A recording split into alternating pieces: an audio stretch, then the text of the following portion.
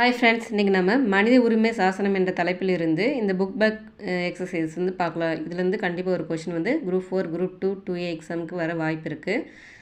இன ஒதுக்கல் என்னும் கொள்கையை பின்பற்றிய நாடு எந்த நாடுன்னு பார்த்தீங்கன்னா தென்னாப்பிரிக்கா தான் வந்து இன ஒதுக்கல் கொள்கையை வந்து பின்பற்றியது. ஒரு அரசாங்கத்தின் உருவாக்கம் மற்றும் நிர்வாகத்தில் பங்கு பெறுவது எதுன்னு பார்த்தீங்கன்னா அரசியல் தான் பார்த்திங்கன்னா ஒரு அரசாங்கத்தின் உருவாக்கம் மற்றும் நிர்வாகத்தில் பங்கு பெறுவது. ஒரு 10 வயது பையன் கடையில் வேலை பார்த்து கொண்டிருக்கிறான். எந்த உரிமையை பயன்படுத்தி அவனை மீட்பாய்? இந்த கொஸ்டின் கேட்கறதுக்கு வாய்ப்பு இருக்குது. எந்த உரிமை பார்த்தீங்கன்னா குழந்தை உழைப்பு மற்றும் சுரண்டலுக்கு எதிரான உரிமையை வைத்து. அடுத்தது பார்த்திங்கன்னா தகவல் அறியும் உரிமை சட்டத்தின்படி தகவலை பெறுவதற்கான கால வரம்பு வந்து எவ்வளோன்னு கேட்டிருக்காங்க. 30 நாட்களுக்குள் வந்து தகவல் அறியும் உரிமை சட்டத்தில் வந்து நம்ம தகவலை வந்து அறிந்து கொள்ளலாம். அடுத்தது பார்த்திங்கன்னா பின்வரும் கூற்றுகளில் எவை சரியானவைன்னு கேட்டிருக்காங்க. இந்த கொஷின் வந்து கேட்கறதுக்கு வாய்ப்பு இருக்குது. கூற்றுகளில் மாநில மனித உரிமை ஆணையம்